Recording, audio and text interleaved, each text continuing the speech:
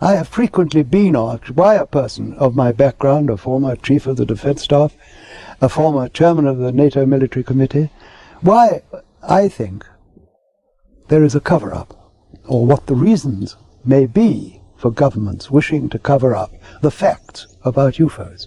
And a number of explanations have often been put forward, of which the most frequent and perhaps the most plausible is that the governments concerned, which are primarily that of the United States and that of my own country, believe that if they told the truth, which is that there are objects in our atmosphere which are technically miles in advance of anything that we can deploy, that we have no means of stopping them coming here, and that we have no defense against them should they be hostile, that, I believe, is because governments fear that if they did disclose those facts, people would panic.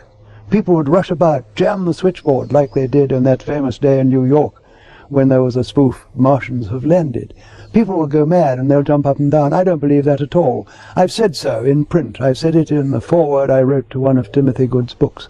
I do not believe that people today, in the 21st century, are going to panic at that sort of information. After all, they have put up with the introduction of nuclear weapons, the destruction of 2 Japanese cities 50 years ago. They take as a matter of course that we can land vehicles on Mars.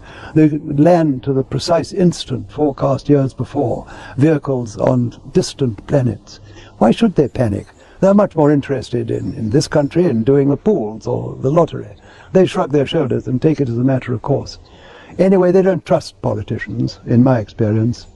So I believe that that is the most likely explanation. There are, of course, others, but I think I'll have to settle for that. We are being visited and have been visited for many years by people from outer space, from other civilizations, that it behoves us, in case some of these people in the future or now should turn hostile, to find out who they are, where they come from, and what they want.